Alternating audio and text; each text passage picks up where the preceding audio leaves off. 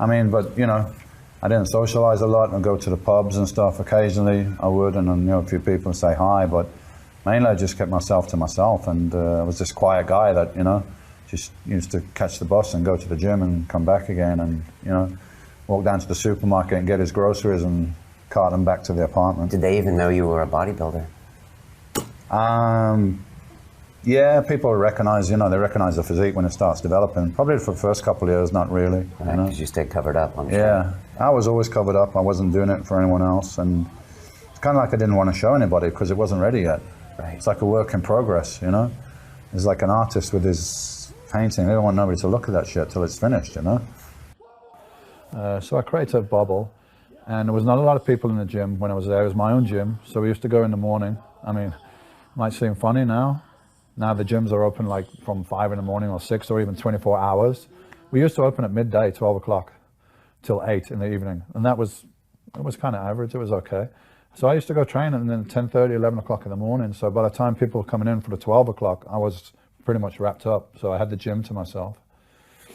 And I'd be just totally focused before I got there, tunnel vision. I've already visualized what I'm gonna do, which exercise, which order, which clothes I'm going to wear, and visualize myself on the bench lifting it.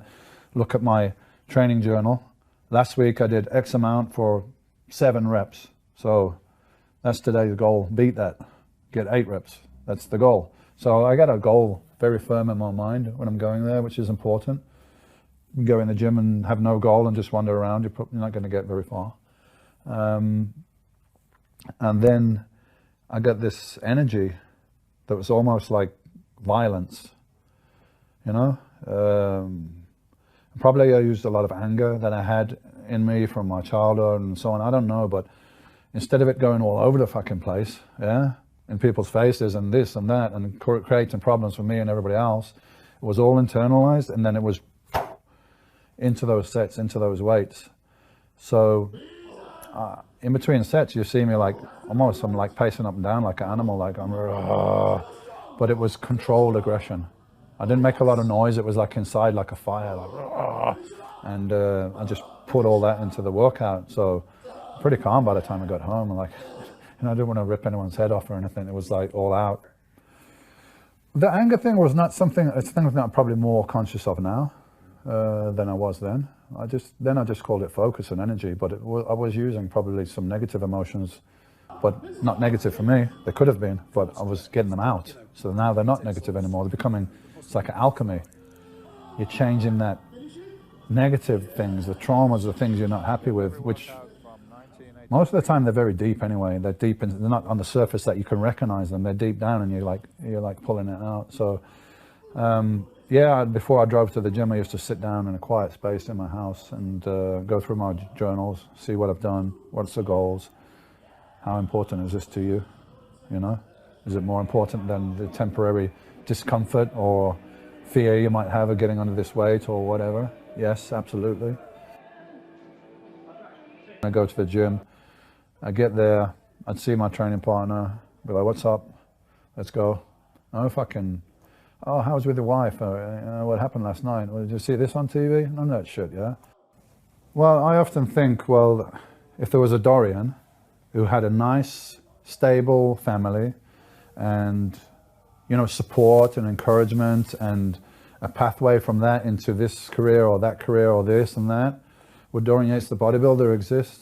No, I don't think so, man. I mean, I put myself through some fucking pain and some shit, and I needed fuel for that from somewhere. I didn't know at the time. I mean, most of this stuff is in the subconscious anyway. Yeah. Subconscious is controlling a lot. It's all that drive, you know, it's got to come from somewhere. I came from nothing. I felt like nobody gave a shit about me. Nobody's trying to help me.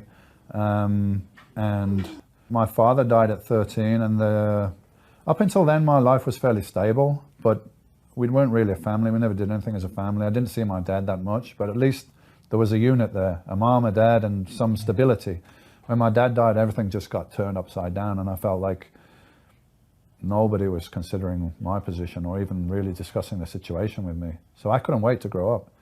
I had a conversation with my daughter, which was really nice. You know, one time, I think she's 17 now. I think she was about 12 or 13.